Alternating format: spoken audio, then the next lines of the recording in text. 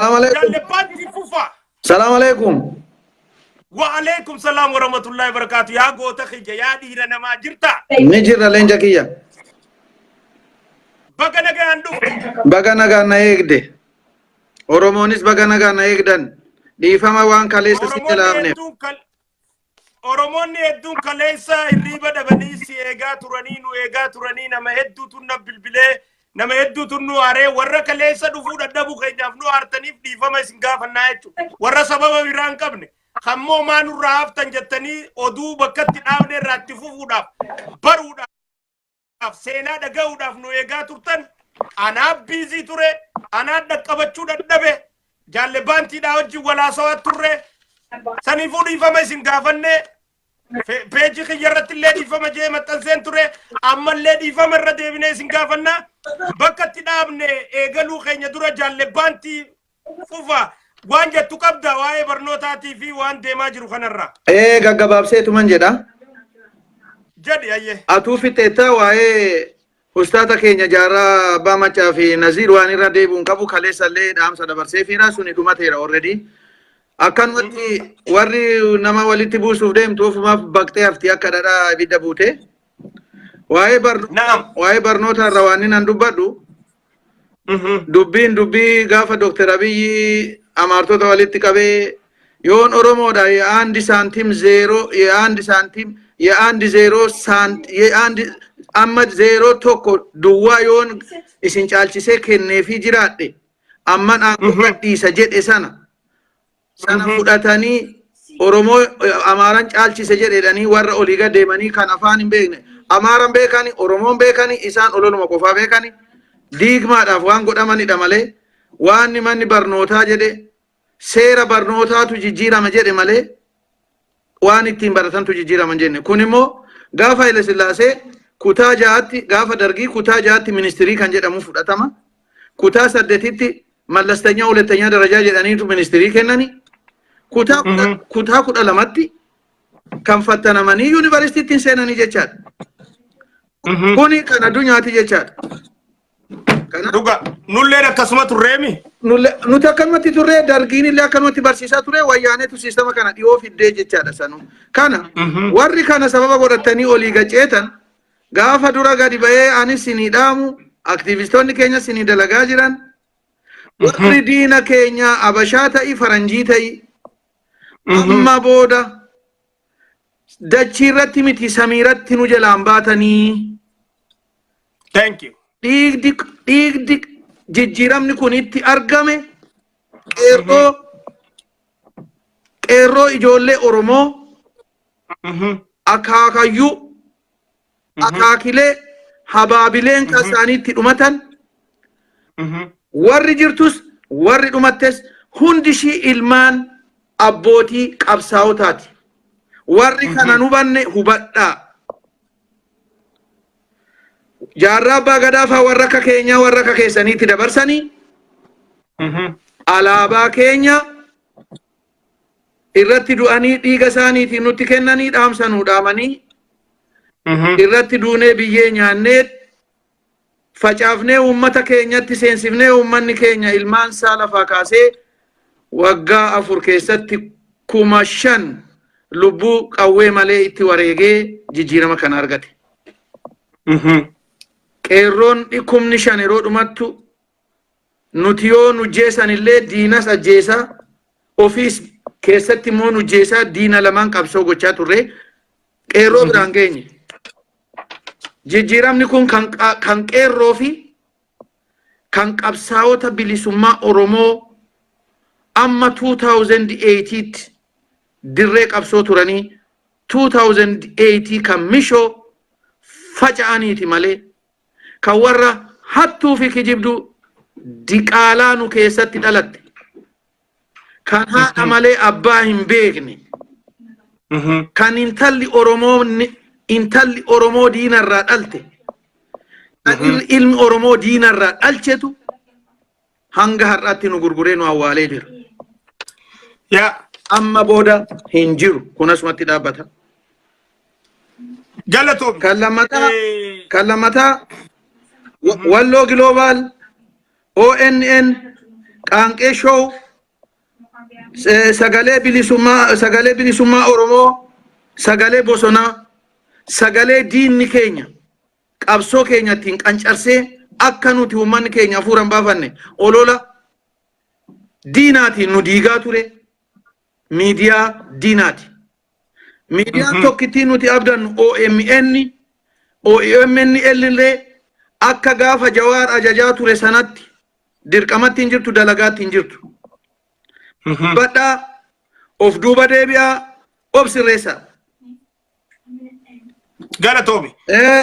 Kan biraa obboleettii keenya kan maqaa nafxanyaan bishaan cuuphee baaseef Birhaanee beekaa Galatoo jedhamtu kan gaafa hiriira diisii qabamtee hidhamtee beellamattee baate beellama mana murtiitti boru ni dhiyaatti ganama sa'a 9 AM'tti jechaadha 500 Indian Avenue Northwest Washington DC ganama sa'a 9tti AM'tti beellama qabdii Oromoon bakka jirtanii cinaa dhaabbadhaa gammachiisaa gargaara.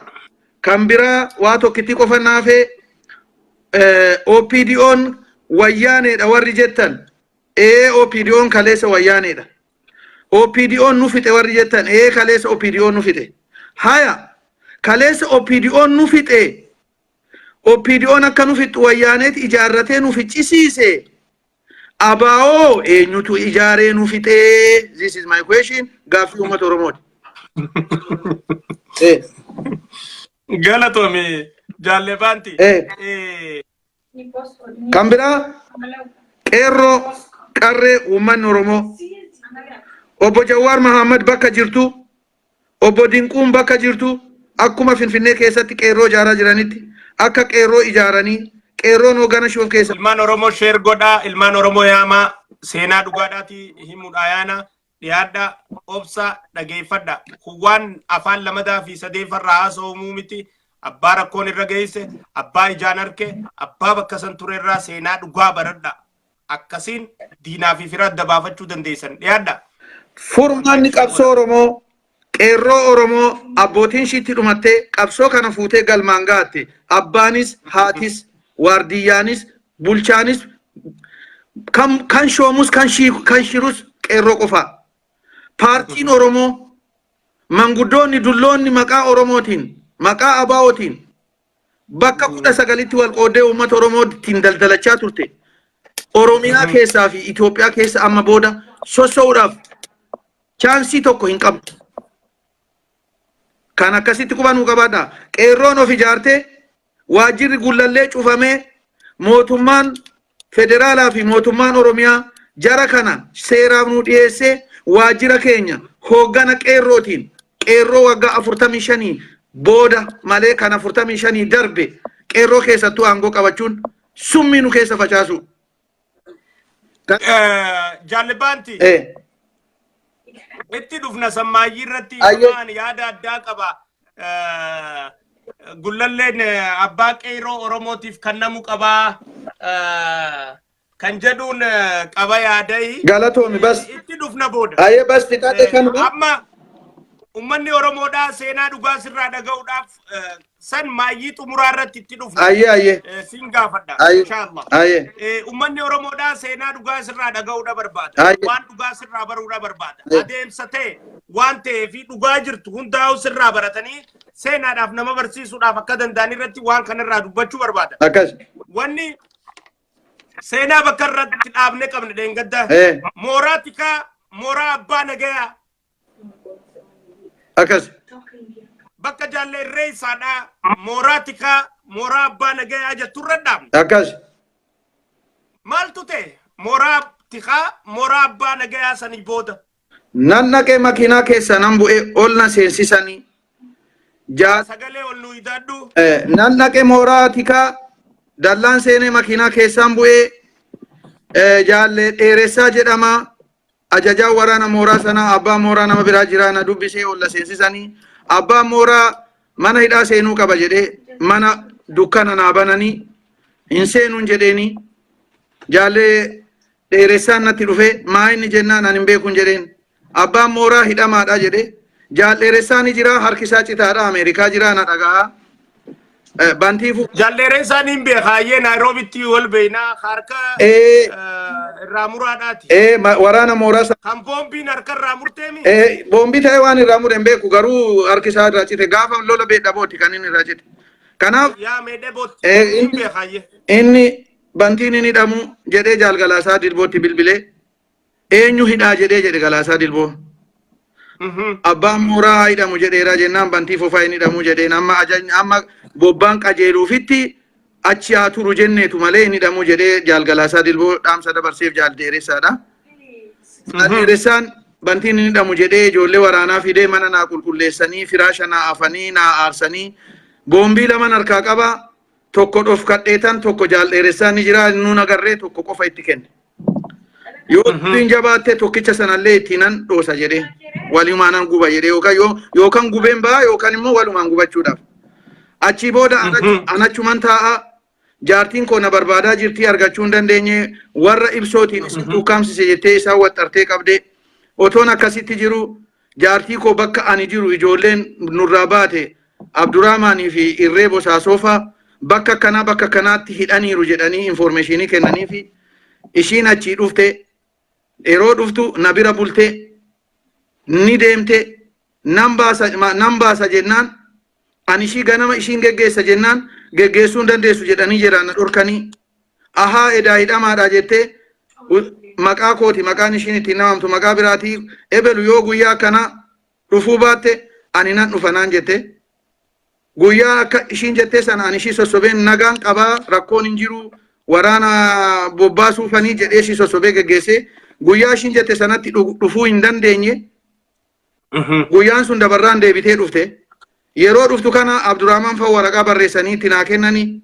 boombiillee tokko naa fidee dhufte boombii koo lama godhadhe waraqaa sana fuudheetan yeroo ani harkaa seenu jaala kiyya falmataa dhugaa jedhanii ni Ameerikaa jira tika ture garuu immoo giruuppii keenya waliin jirraa jechaadha. Inni na argee munni na arguun mana fincaanii seenee waraqaa sana ciree mana fincaanii keessatti darbee boombii mana fincaanii keessa dhokse.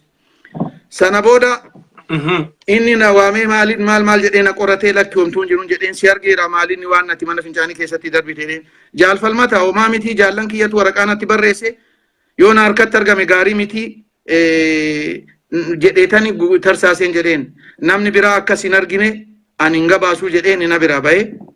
Sana booda jaartii kooti maal walitti dhaammanne boru sa'a kanaatti makiinaa waraanaa naannoo kana ni dhufa bayinaan jette sa'a galgala sa'a makriibaa isaanii makriiba salaatee deebi'ee taa'ee irbaata nyaatu boombii koo qopheeffadheera ijoolleen qawwee achi keessa qawwee yoo ta'an barbaade irraa fudhadhee deemuu nan danda'a garuu ani boombiin hin qabaa homaan godhee utaalee balbala fat godhee utaalee bahee fiigee yeroo nani hanga meetira 100 ol fiigu makiinaa waraanaa argadhee yaabbadhee ningale torban tokko yeroon ani taa'u jaalabbaa nagaa jaarraa gaafatamaati kaatii akka inni na ajjeesu taakiyyaa ijoollee nama 3 kennanii fi natti bobbaasanii jaalabbaa nagaa afaan saatiin natti me Somaaliyaatti gaafa jijjiiramaa jechaadha.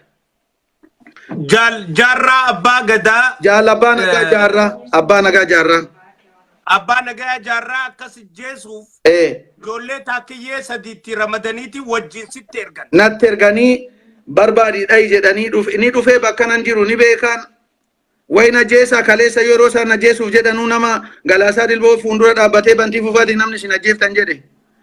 Baay'ee ani nagarre bantii dhabe jedhee ni beekama nan ani jiru fooqin ani irra jiru achuma naanna'in ani illee nan arga gubbaarra ni deebi'ee jechaadha. Otoo akkasitti jirru maayirra yaa Oromoo dhageeffadha. Seenaan kun seenaa hedduu garaa nama nyaatu. Ani jaallan kiyyatti nan deebi'ee jaallan kiyya waliin amma mooraa kireeffannee ni galle ijoolleen jaal ibsaa nagahoo nama jedhamu ammallee dameetikaa adda bilisummaa Oromoo keessa jira amma dhiyoo kana Eertiraatti filamee itti deebi'ee isatu nu gargaara.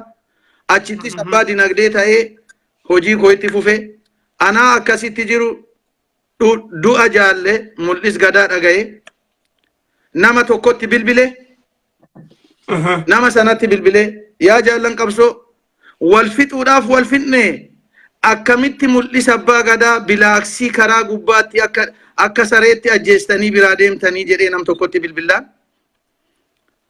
Eenyufaadha ajjeese mul'isa abbaa gadaa? Obsisiifan hima. Itti bilbilaan nu dhiistee nurraa baate callisii taa'inaan jedhe namni sun. Maqaa isaas irratti dubbachuun barbaadu. Mul'isa abbaa gadaa namni ajjeese nama Sumaaleeti. Sababa mucaa sanaatti Hussein Ayidiidha amma UK waliin jirra. Gumaa keenya nuti ni baafannaa hin dhiisnu naan jedha waan si nutu harkaa qabaa nutu fixaa isin hin callisiinaa jedheen qabee jira jechaadha amma Hussein Ayidiid Sumaaleen. Saahiba kiyya Hussein Ayidiid. Kana maaliif ajjeese mucaan Somaaleedha? Mul'is gadaa mucaan Sumaalee ajjeesi jedhaniini ajjeesan. Sababni mul'is gadaa itti du'eef jaalgalaasaan imagine chaansii ajaa'ibaa qaba. Jaalgalaasaan gaafa gaara keessa ba'us eenyu jaalle burrisoo boruu bakka buusee deemeetu yeroo jaalgalaasaan ba'u jaal burrisoo ajjeesan imagine. Yeroo burrisoo boruu gaafa inni du'us jaalgalaasaan sababni inni jaal burrisoo bakka buusee deemeef jaal burrisoo ajjeesanii dhugaasaa bakka koo qofaatu gaafatamaa ta'ee hafee jechaadha baa Oromiyaatti. Jaal Nagaasaan jaal Galaasaan burrisoo boruu bakka buusee hoggu deeme aangoo qabachuu jecha burrisoo boruudha ajjeesanii dhugaasaan itti gaafatamaa bakka sanii ta'ee jechuudha. Durayyuu itti gaafatamaa waraanaa waliigalaa isumaa garuu akka hayyu dureetti bakka bu'aa hayyu duree namni ta'e burrisoo boruuti. Kanaaf jedhee amma waliigalatti kan qabu isumaa jechaadha aangoo isaa olitti kan biraan jiru Leencoo Lataa ala jiruu fi Daawud Ibsaa ala jiru Abbaa Caalaa Lataa ala jiru malee warri kaani ergamtuutuma isaati warri bultuunfaa warri abbaa biyyaafaa waa tokko dubbachuu hin danda'an. Mee wayii qulqulleessina. Dhiifama naa godhi. Jaallee maaliif akka daawwattoota keenyaaf sirri galu? Jaallee mul'isoo gujjeessan. Mucaa Somaaleetu ajjeese. Mucaa Somaalee nama Mahammad Jaamaa jedhamu basaasa keenya nama eeri gostisa kan gaafa jaalgalaasaan jiru akka basaasaatti Somaaliyaa keessa informationii guuree nuu fidudha mucaan sun. Jaalgalaasaan guyyuu jimaa bitaa fi isa bira ciisaa akka maleetti mucaan nama dansaadha. Namni mucaan sun ajjeesuusaa namni ruumii tokko waliin isaan ciisan Afrikaa jira ebelun jedhu innis guyyaa achi keessaa bahe yookaan guyyaa mirga bakkatti argate dokumentii hedduu gadi baasa. Sababa nama mul'is gadaatiin ajjeesi jedheen mucaan namni beeku sun ni jira. Mul'is gadaa erga du'ee booda isin eeggadha yoo viidiyoon warri laal wanni ni baasu barbaade warri Mahammad Jamaa kana akka mul'is gadaa ajjeesu goosise eenyufaadha? Warri kana goosise igaa hoogganootuma sana hoogganoota sana namni beeku mucaa du'e kanaa fi nama mul'is gadaa nama mucaa kana immoo ajjeesetu beekaa jechaadha. Nama mucaa kana ajjeese agarte. Sumaaltichas nama biraatiin immoo namuma woboo tika ta'een ilma Harargeetiin ajjeesisanii jechaadha mucaa Sumaalee sana immoo.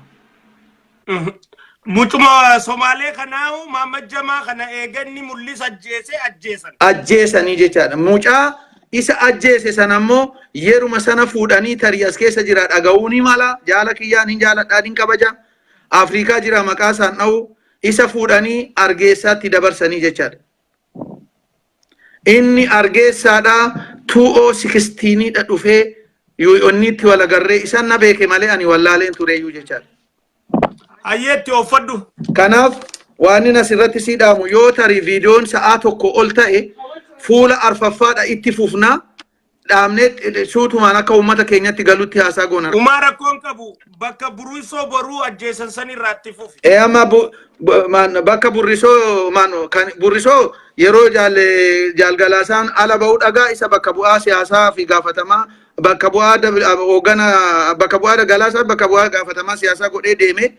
Inni deemee akka ani dhugaa ta'uun beeku ijoollee ciccimtuu nama sagaltu fuudhee deeme jaalgalaasaan madaa'ee bahee jedhan karaatti lolli irratti ta'ee akkuma silaa magarsaa bariifaa rabbi isa baasee ijoolleen irratti duutee komaandoo fi ispeeshaal foorsii dargii turte ijoolleen jaalgalaasaa baaste sana booda erga jaalgalaasaan bahee booda jaal burrisoo barii nadhii jaal burrisoo barii galaafatame jechaadha.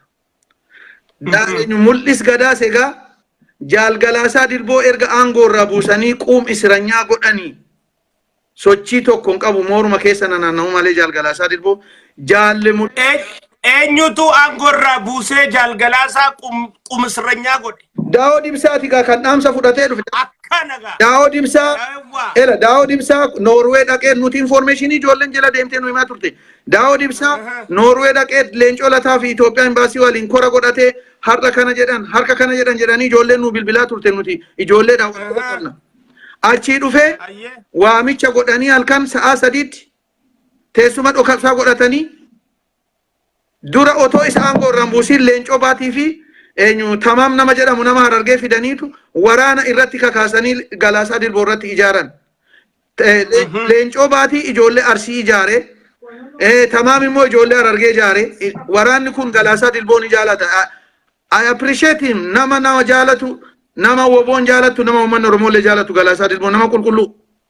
Kanaaf kan ka'e dura jarri kun lamaan dhufanii baatiin manoo eenyu leencoo baatii ijoollee Arsii ijaalee gurmeessee deeme eenyu tamaami mucaa gurbaan Harargee immoo ijoollee Harargee irratti ijaaranii deeman isaan.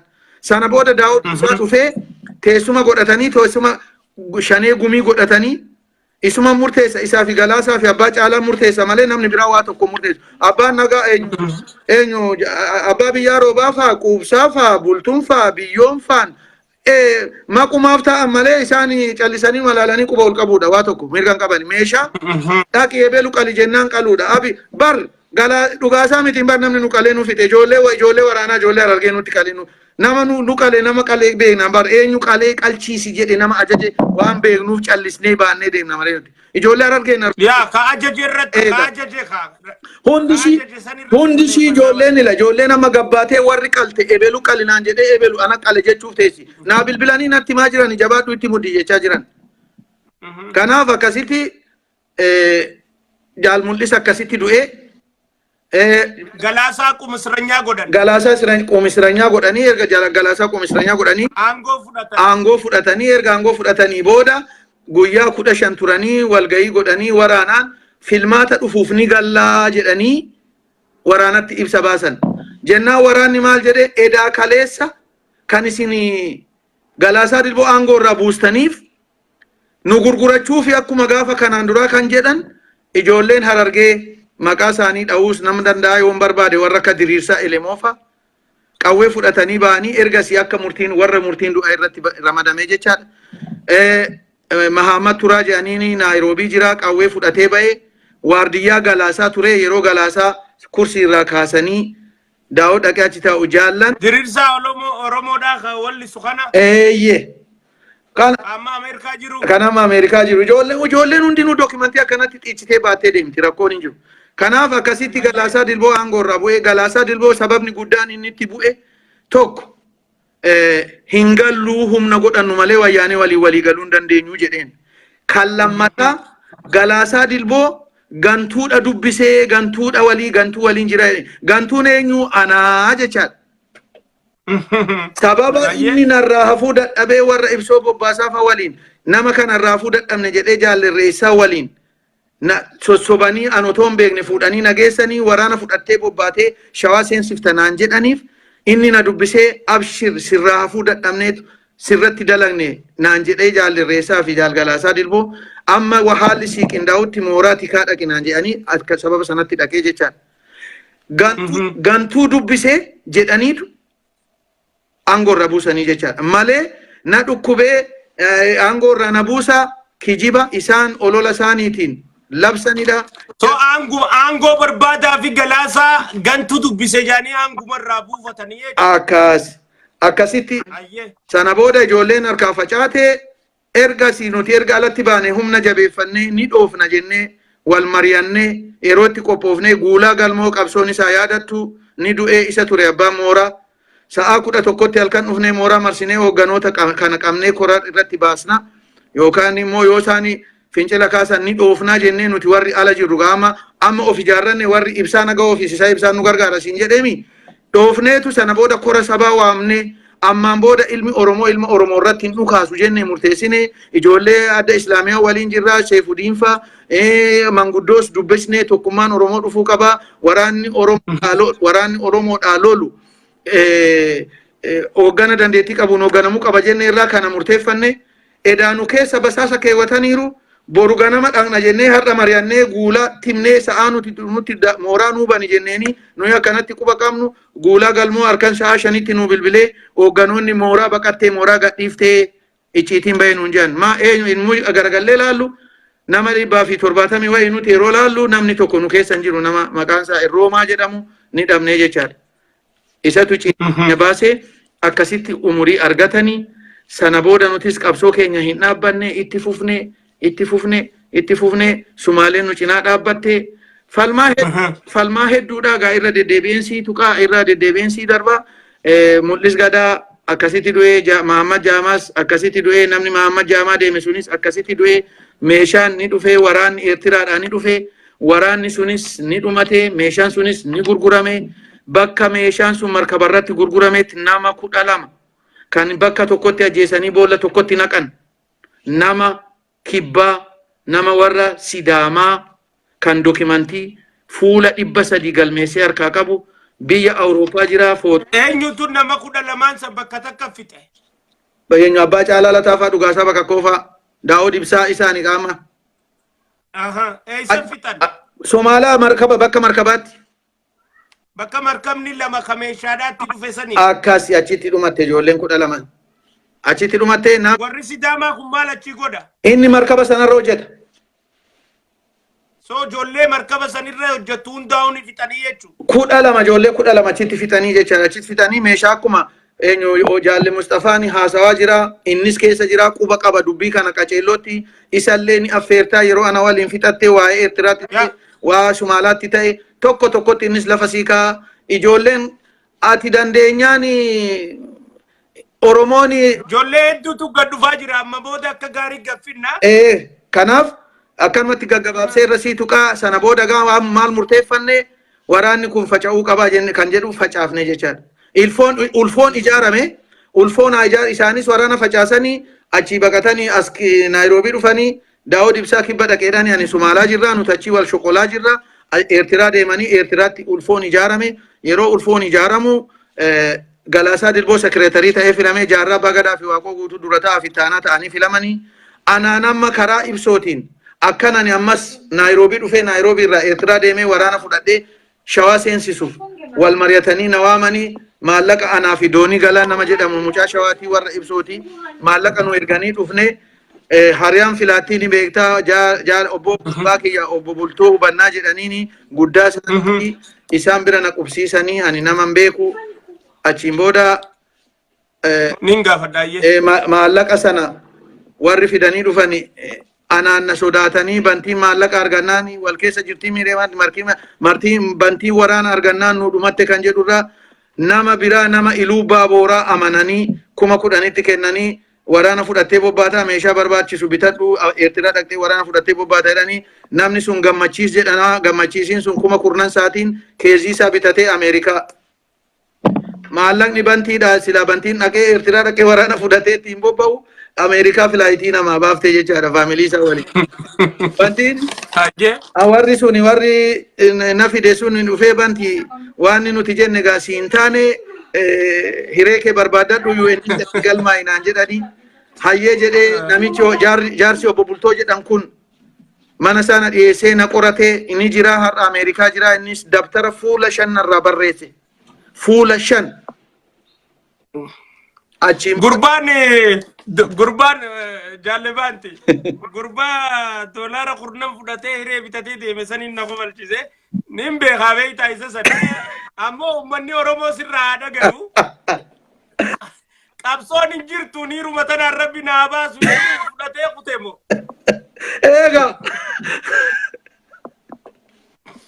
sana booda waan deemu jiru maqaa beekuufi gisee niiraan itti dhufte hireetti bitatee kute jarri anaan na fidani 10,000 isaa kennanii 10,000 immoo isaan nama lama caccabsatanii bantiin kee shaayii gurguruu eegalte obbo Bultoon mana shaayii naa banee kushiinaa isaa keessan ciisaa achi erga na qoratee narraa fixe boodamee akkam taata gaa jaallan keetii wal dhabde akkaman si godhaanaan jedhe. Chokkoraa ta'een jiraadhan jedheen egaa chokkoraa ati ni beektaa chokkoraa ta'een jiraadhan malee. Shokoraa jechuun ijoollee hin beekneef nama karaarra mana jala ciisu jechuudha. Karaarra warra karaa gurguddaa fi hoteela jala waa takka dhaba ciisuu jechuudha. Kadhattuu karaarra ciciistu. Nama bakka hin qabne giddaara jala rafu jechuudha. Ayyee jabaa yoon as keessaa bahe amman as keessaa jirus anatu si jiraachisa gaafan as keessaa bahes anatu si jira naan jedhee doolara 300 dhufaa. Mana doolara 100 kaffalee 100 nyaata nuu godhee 100 mana naa kireessee moqorqoraa naa bitee kitilii naa bitee akkan shaayii eegalu na godhee shaayii na eegalchiise. Anaa shaayii sana dalagataa jiru warri doolara 10,000 nyaatee 10,000 namicha laate dhufee aboo hiree kee barbaadadhu gaanaan jedhee.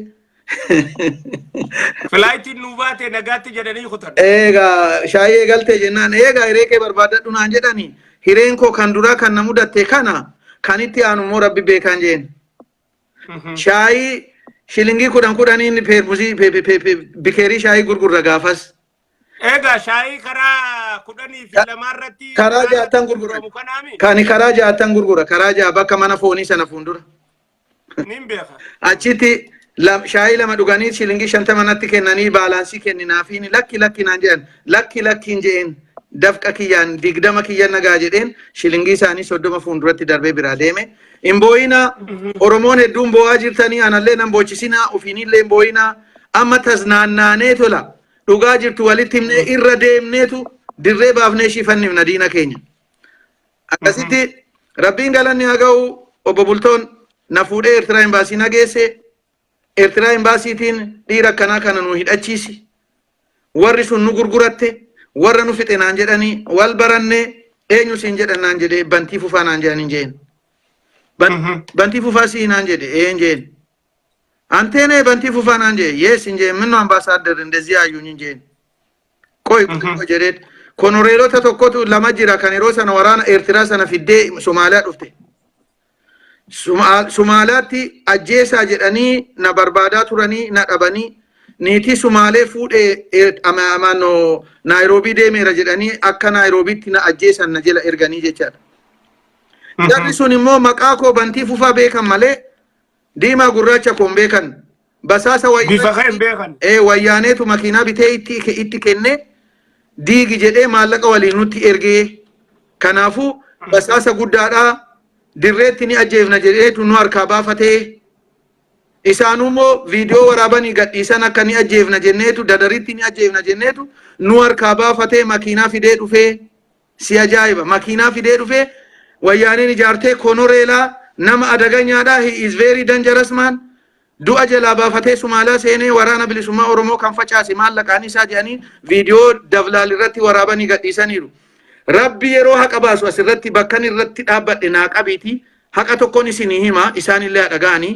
Daawud ibsaallee haa dhaga'u miseensonni shanee gumii adda bilisummaa Oromoo makiinaa sana namichi bite tiruu kiyya gooticha Oromoo kan dhaamsa konoree dhalamuu qixxeessaa teessisee dhaamsa nuu kenne irbuu waliin qabnu har'a shanee gumii ingallu jedhanii gaafa isaan Eertiraatti didan. Galuu qabdan jedhanii dirqisiisee uummata keenya keessa galuu qabnee uummata keenya keessatti qabsoofna jedhee akka isaan galan kan godhe. Shanee gumii guddaa isaanii waa hundaan ijoollee amma olii gaccecaa jirtu kana namni gargaaraa jiru. Isa yakkamaan seeraa dhiyaachuu qaba.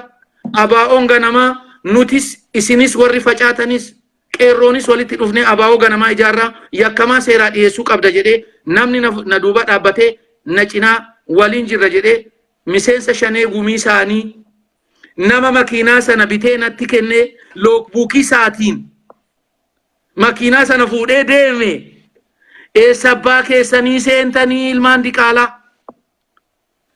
gooftaa keessantu makiinaa isin wayyaaneetu bitee bantiitti kenne jettan bite isatu sin ajajaa jira dafaati harka kennadhaa uummata keessanitti. Jaalle Baantii isa kanarratti wayiin siin jedha kabajaa fi ulfinaan ani Naayiroobitti si beeka. Akkas. Seenaa keetillee dhugaadhaan hin beeka. Akkas. Warra shaneedhaa jalatti hafee as Facebook irraa waa dudubbatu kan shaneedhaa kana. Shanee yuun jedhina kana booda dhiisa waan shanee jedhamu diina Oromoo jedha tootaalii diina Oromoo. Diina Oromoodhaa kana. Deebisaan kanninaaf. Bas dhumatte. Maaliif jedhi? Galatoon. Ani muuxannoo kiyyarraa hin arge. Akkas. Commander Nazir Ajinuralleen akkasumatti anillee ijoolleen jabjabbee ka Abbuttaa ijoolleen Kiyaar Bashir ka amma silaa siin soddaadha. Namoonni hedduun hundinuu waan kanarraa agarree jirra. Maashaallah maashaallah. Maaliif jennaan? Shaneen amma gadi baatee siin Tigreedhaa siin jetti makiinaa Tigree sii bitee jechuu dhiistee ganaadha ati Tigreedhaa siin jechuu teessi. Jetteen bar waan nan jedhee fugaa makiinaa sana namni bitee ajajaa isaaniiti hoogganaa isaaniiti akkan abbaa isaanii ta'anii siin jechuu kooti booda itti dhufnaa. Amma isaan kan ganaadha Beenshaangulitti illee si galchuu ta'an. Akkas. Ganaadha Somaaleetti illee si galchuu ta'an. Gana waan ati hin qabne hunda siin jechuu ta'ani. Akkas. Kasaanii Oromoonni beeyti deebisaan kanniniif. Akkas. Kanaan bira kunnaa. Dhagahi. Waan hedduu as keessa ka'aa jiru jira. Dhagahi. Tariyoodee yeroon faadheerate fixuu dandeenyaa uummanni waa garaa bultu bakka kana waan gurraattii kana laalaa. Bakka uummata Oromoo na obsi. Uummata Oromoo 2,000 ol si daawwachaa jira. Bakka rasaasaan si dhawan. Bakka haadaan si hidhan. Bakka miidhamte hunda uummata Oromoo kan agarsiisi. Asiin qotu. Bakka kana bakka harki koo jiru kana laalaa waan gurraattii xiqqishoo karaa rasaasni seenee. Karaa rasaasni seeneen ilmaan Oromoodhaa laalaa bakka qubni isaa jiru gurraattii san. 2006 February 10 I have full document. Ragaan qabaa picture koo baataniitu namicha qabdu irraayu picture koo argame. Picture ko isaan malee namni fide hin jiru asiin seenee duuba immoo ilaala. Yaa ilmaan Oromoo laala nama qabsoobee akkatti jeesanii darbanii biraayaan silaa du'ee dubbiin isaa achi dhumatti laala rasaasni bakka baheen laala bakka rasaasni baheen harka koo kunoo laala harka isaa laala gurraacharra maramee jiru kana haadaan hidhan lakkoofsa 8 xuupheessanii hidhanii gaafa boolla gad darban jechuudha.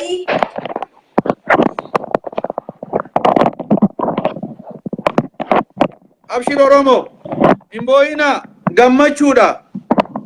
Amma booda nutti hin deebitu. Tasuma nutti hin deebitu. Tasuma nutti hin deebitu Oromoo. Ana miskiinticha si fuuldura taa'u kanatu terminaal koortii addunyaa irratti dhiyeessuu ta'a. Inshallah wajji dhiyeessina. Gaafa rasaasaa siin si dhaawanii namicha silaasi jeesuudhaaf sitti ergame san qabamu san eessatti si dhaawan rasaasaan akkamitti namicha sitti ergan suuraan namicha keessa qabame san. Karaa ja'aatti nadhaan karaa ja'a mishoo. Yaa Naayiroobii keessa jechaadha. Naayiroobii keessatti nadhaan. Achitti nadhaanii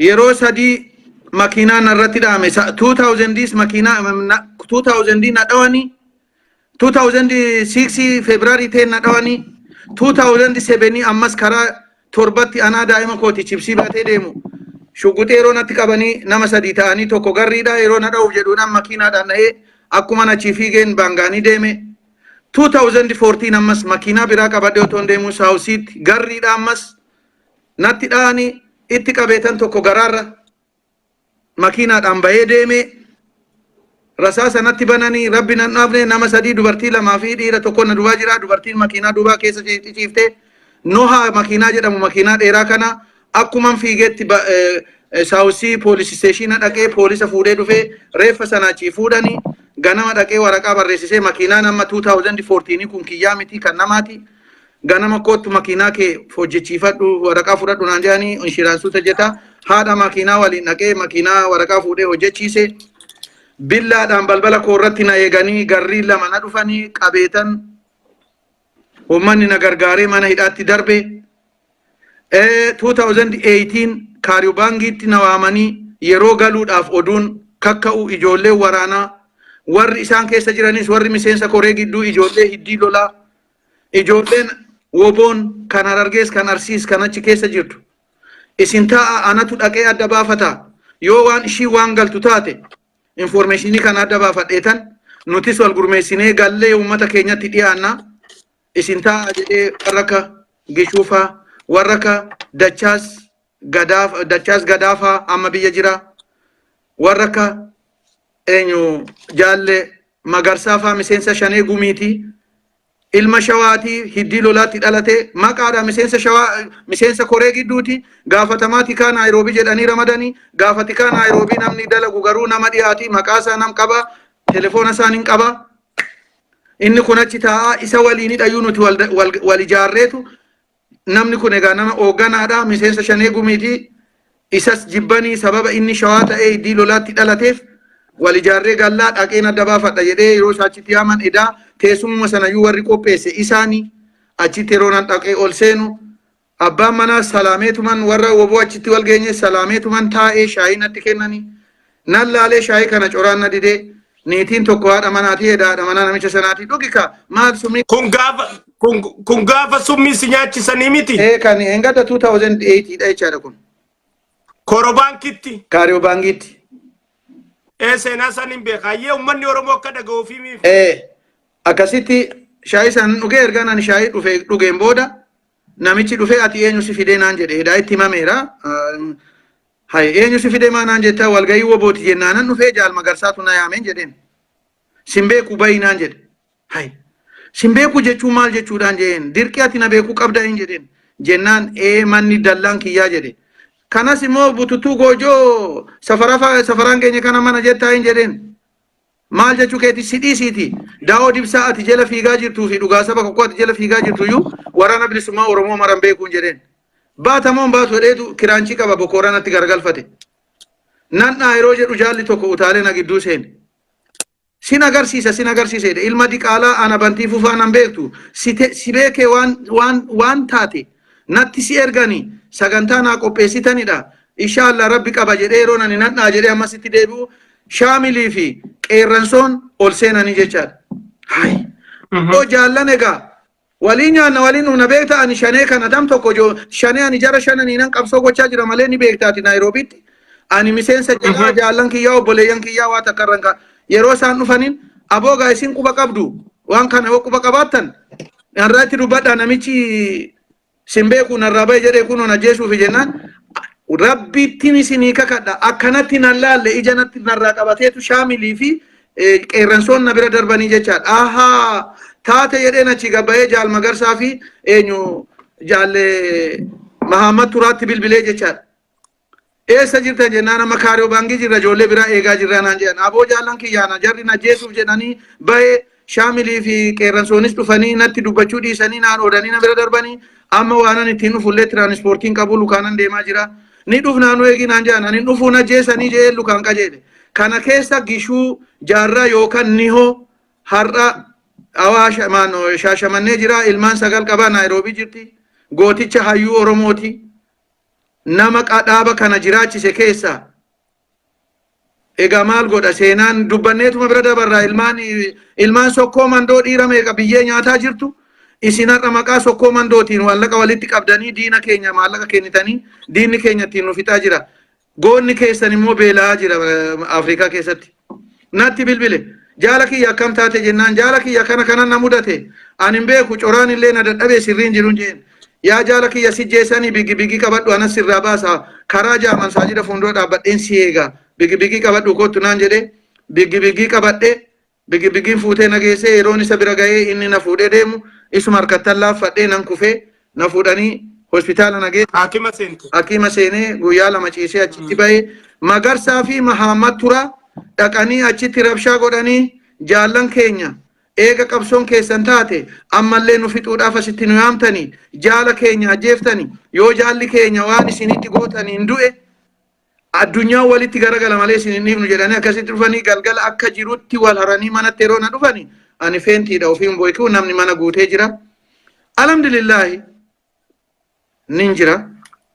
Baga rabbi si baasee guyyaa lama mana hakimaa ciiftee keessaa dhiqanii akkasitti baatee hin ciifne dhaqee maramee dawaa naa kennanii na dhiqanii guyyaa tokko achuma ciisaa oolee galgala bahee ganamas deebi'anii na dhiqanii dawaa koo fudhadhee torban tokko manuma kootan ciise bas.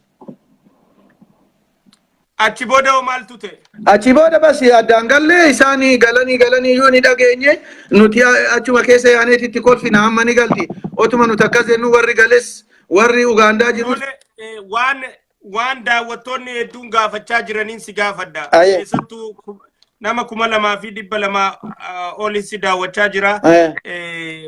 Wanni jechaa jiran haala Aliyyi Adareedhaa yookiin Aliyyi Yusuf Aliyyi Adaree jechuudhaan beekamuu fi itti ajjeefamee fi haala Nadhii Gammadaadhaa itti ajjeefamee nu himii jechaa jiran waan Nadhii Gammadaa irraa beektu. Aliyyi Adaree ibsoodhaa jedhanii namoota ajjeesan barbaadan amma warri Aliyyi Adareetii fi maatiin Aliyyi Adaree illeen ijoollee 5 namoota waan san raawwattee dhufte san barbaadaa jiran maqaa.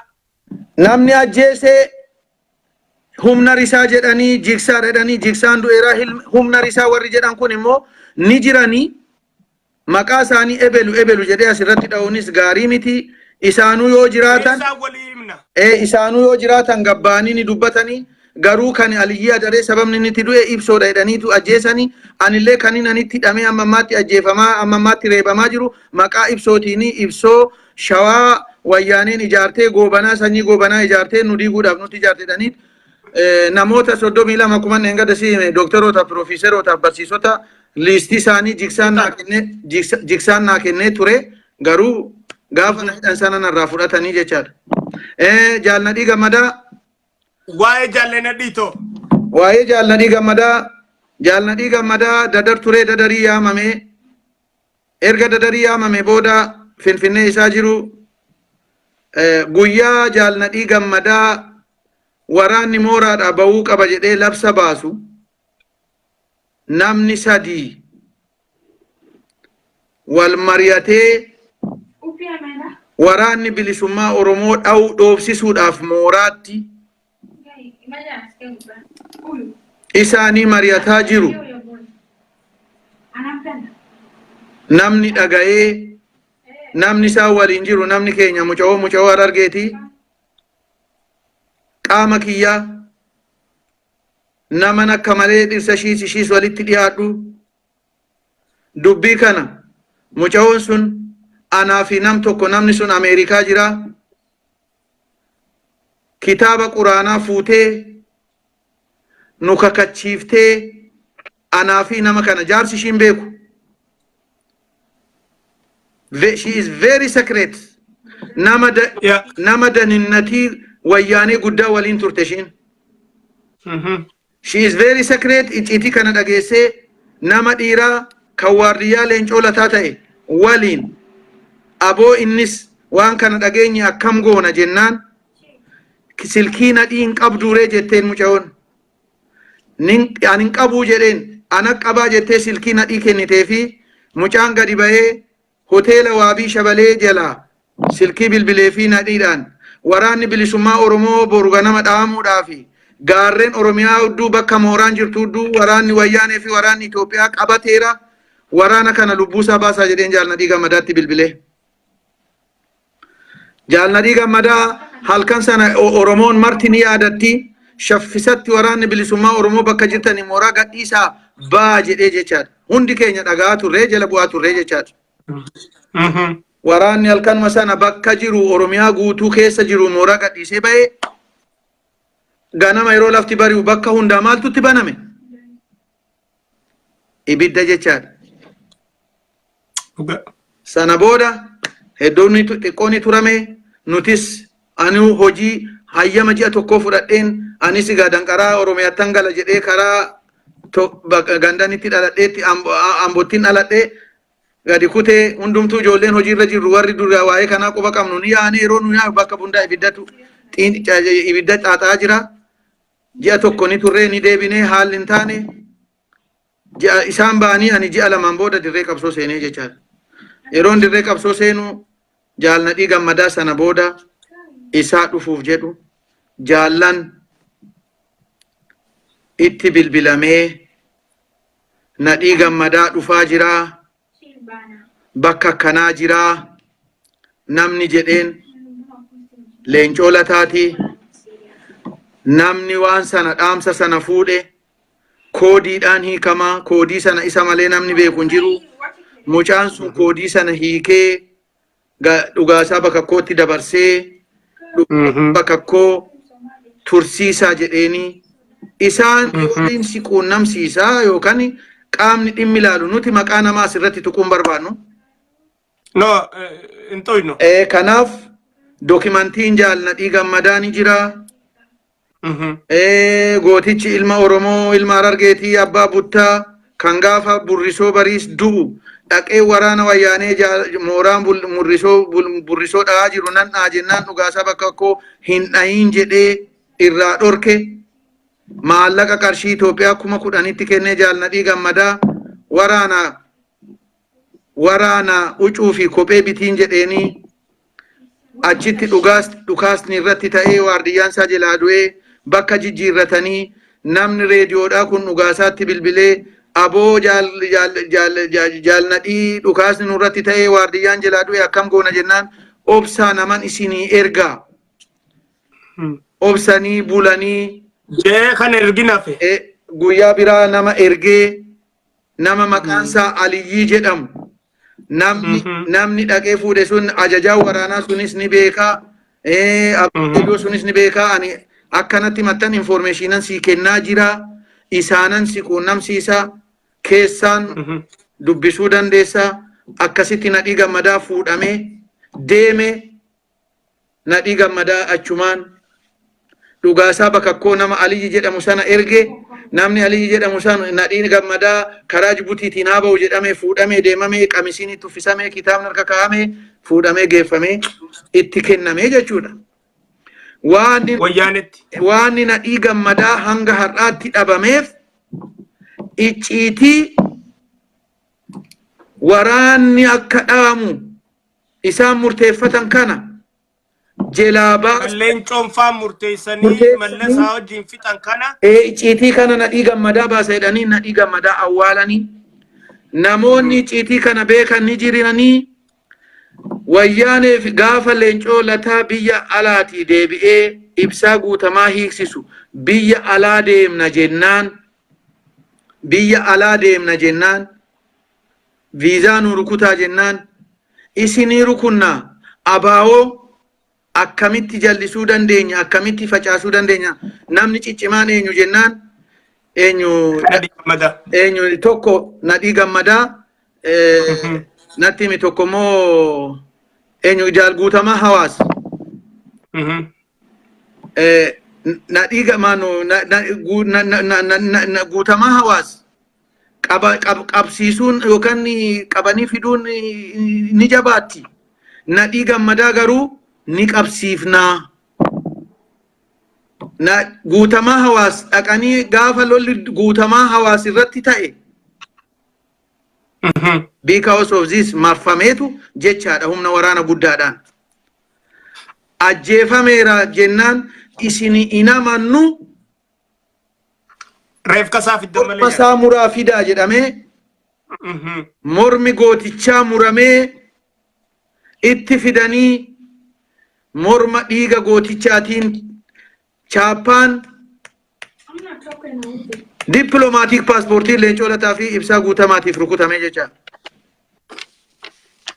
morma guutamaa hawaas muranii geessanii gootonni Oromoo hayyoonni Oromoo beektonni Oromoo everybody have good information ana qofaa miti ana informationii naa kennanii informationii si kenna gocha isaan godhaa jiranirraa kanan beeku nan beeka jedheen dubbadhaa kan informationii naa kennamu immoo informationii jedheen namoonni immoo ni jiranii gadi ba'uu danda'anii nadhii gammadaa akkasitti dhadhaa ibidda buute ta'ee guutamaa hawaas qabsaawaa ta'ee leencoo lataa Ameerikaadhaa deebi'ee mana hidhaatii hiiksisee fudhatee Ameerikaa deemeen nadhii gammadaa goota ta'e maanoo yakkamaa ta'ee hiikamuu dadhabee leeffi isaa argamuu dadhabee bakka itti hidhame dhagamuu dadhabee kanaa jechaadha.